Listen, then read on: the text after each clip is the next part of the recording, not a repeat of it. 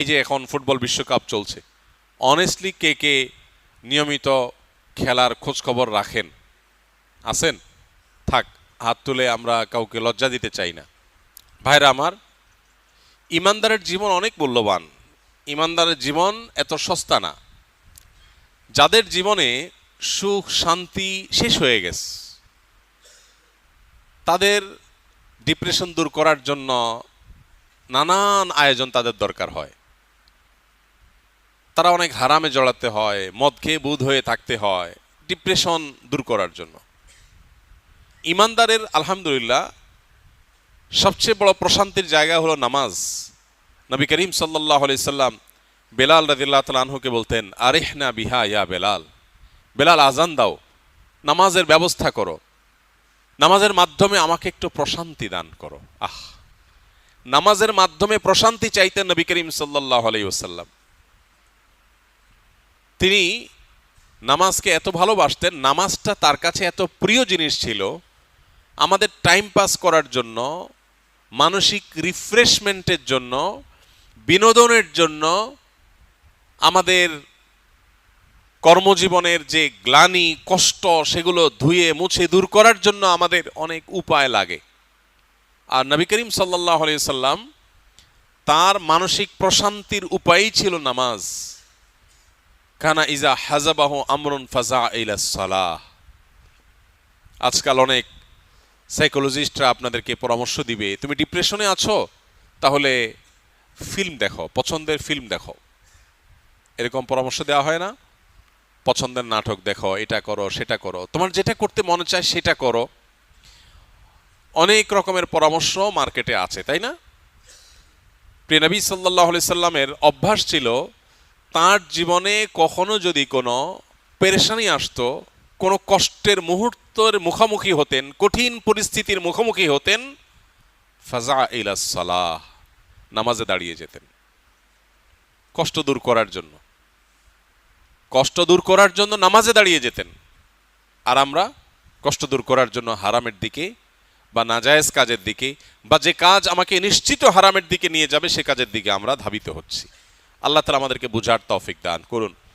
মুসলমানকে ইসলাম অনেক মূল্যবান সম্পদ দিয়েছে।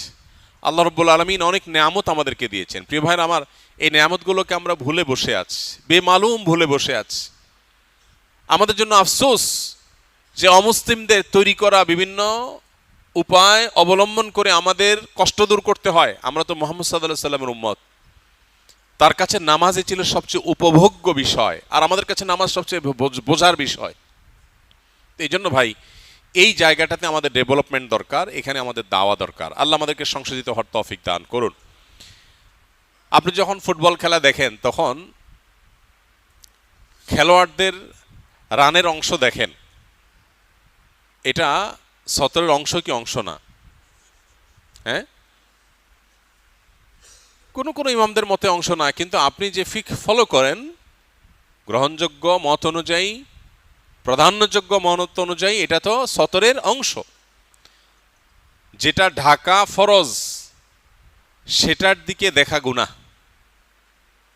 যেটা ঢাকা ফরজ, অর্থাৎ যার কাছে, অন্যের কাছে যেটা, যে অঙ্গ ঢেকে রাখতে হয়, সে অন্যের জন্য ওই অঙ্গ দেখাটা হালাল নয়। তো এই হারাম তো আপনাকে করতে হচ্ছে, গুনাহের কাজ আপনাকে করতে হচ্ছে। এরপরে এর ফাঁকে ফাঁকে যে অ্যাডভার্টাইজ, মিউজিক, সেগুলো আপনি জ্ঞাতসারে জেনে শুনে আপনাকে দেখতে হচ্ছে। আজকাল এই বিষয়গুলো আমাদের কাছে গা সওয়া হয়ে গেছে। আপনি একটা ইউটিউবে একটা ভিডিও দেখছেন, ভিডিওর বিষয়বস্তু হয়তো খুবই গুরুত্বপূর্ণ, হয়তো একটা টিউটোরিয়াল ভিডিও আপনি দেখছেন, হয়তো গুরুত্বপূর্ণ ইনফরমেশন আছে, কিন্তু সেখানে ব্যাকগ্রাউন্ড মিউজিক সেট করা আছে। কি বলেন, এটা কি দেখা হালাল হবে? শোনা হালাল হবে? কিন্তু আমরা শুনছি, অবলীলায় শুনছি। এই চেতনা আমাদের থেকে দূর হয়ে গেছে। এজন্য ভাই, দ্বীনি চেতনা জাগ্রত করা দরকার, এবং মানুষ আল্লাহ রাব্বুল আলামিনের কাছে তার জীবনের সব কিছুর জন্য জবাবদিহি করবে। আপনারা যতদিন এখানে আছেন, আমি আপনাদেরকে অন্তঃস্থল থেকে গভীরভাবে রিকোয়েস্ট করব যে নিজেদেরকে সংশোধন করে এখান থেকে সকল হারাম বর্জন করে সকল সুন্নাহকে আঁকড়ে ধরে এখান থেকে যাওয়ার চেষ্টা করব ইনশাআল্লাহ। চেষ্টা করব তো ইনশাআল্লাহ। আল্লাহ আমাদেরকে তৌফিক দান করুন। তাহলে ইনশাআল্লাহ আমরা সবাই দাওয়াতি কাজে মগ্ন থাকবো ইনশাআল্লাহ। আর এই অনর্থক খেলাধুলা খেলতামাশা যেগুলো আমাদের ইবাদতের মনোযোগ নষ্ট করে, এমনিতেই আমাদের ইবাদতের মনোযোগ নাই, এমনিতেই আমাদের ফোকাস নষ্ট হয়ে গেছে, এমনিতেই আমাদের মনোযোগ নানা কারণে ধ্বংস হয়ে গেছে। ডোপামিন আমাদেরকে চতুর্দিক থেকে গ্রাস করছে, ঘিরে ধরেছে। এরপর আবার এই চমক প্রতি মুহূর্তে আপনার আমাদের মনোযোগ নষ্ট করে, এরকম বিষয়গুলোতে আমরা কখনো নিমজ্জিত হতে পারি না। এজ এ মুসলিম কখনো এটা আমি করতে পারি না।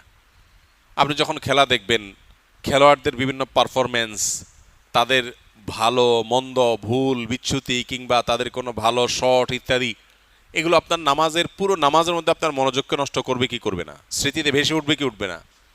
তো এমনিতেই তো আমার জীবনে হাজারো জিনিস আছে যেটা আমার মনোযোগ নষ্ট করার জন্য যথেষ্ট। আমি কেন আরেকটা জিনিস আমার ব্রেইনে চাপাবো যেটা আমার ইবাদতের মগ্নতাকে নষ্ট করবে?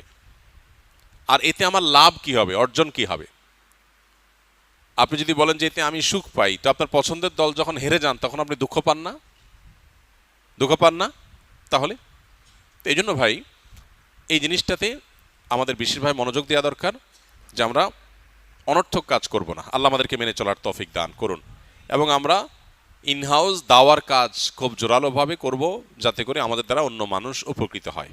আল্লাহ তাআলা আমাদেরকে আমলের তৌফিক দান করুন।